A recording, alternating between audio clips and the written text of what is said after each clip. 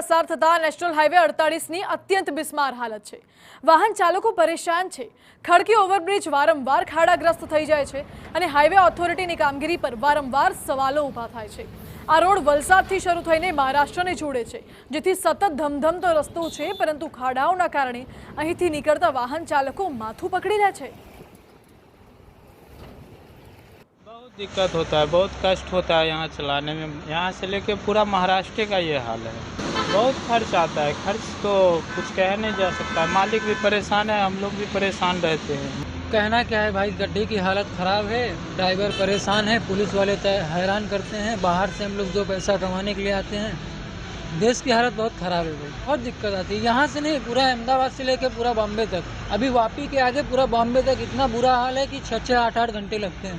प्रशासन से ये मांगे हैं कि शिक्षा और स्वास्थ्य और सड़क 3 चीज़ दे दे, बाकी कुछ दे चाहे न दे।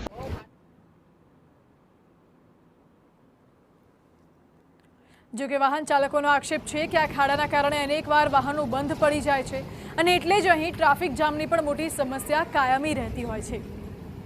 ગયા વર્ષે આ રસ્તા પર અકસ્માતો પણ ખૂબ થયા, લોકોએ જીવ પણ ગુમાવ્યા છે, વાહનોના ટાયર ફાટી જાય છે। અનેક રજૂઆતો બાદ પણ 2-3 વખત રસ્તો રિપેર થયો, પરંતુ કેવું રિપેરિંગ થાય છે તે કામગીરીની પોલ વરસાદે ખોલી નાખી છે।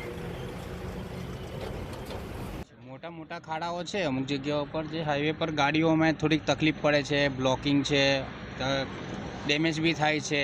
अमुक जगह पर एवा खाड़ा है जे गाड़ी में अंदाज में नहीं आवतुं तो कोई गाड़ी पलटी थवानो भय पण रही है। घणुं बधुं छे। मांग तंत्रनी खाली एटली छे के साहेब जे रस्तामां हाईवे पर जे खाड़ाओ छे तेने सुधारो। एना अंतर्गत आज NHAI ना अधिकारी, NH ना अधिकारी साथे RNB અને બીજા જેટલા પણ સરકારી અધિકારીઓ દરેક અહીંયા હાજર હતા અને બીજા જેટલા ખાડાઓ પડ્યા છે અને બીજા જે રસ્તાના ઇસ્યુ છે એને મેં પૂરું જાણ્યું અને એમને તાકીદ કરવામાં આવી કે આવા કોઈ પણ ખાડા આઈડેન્ટિફાઈ કરે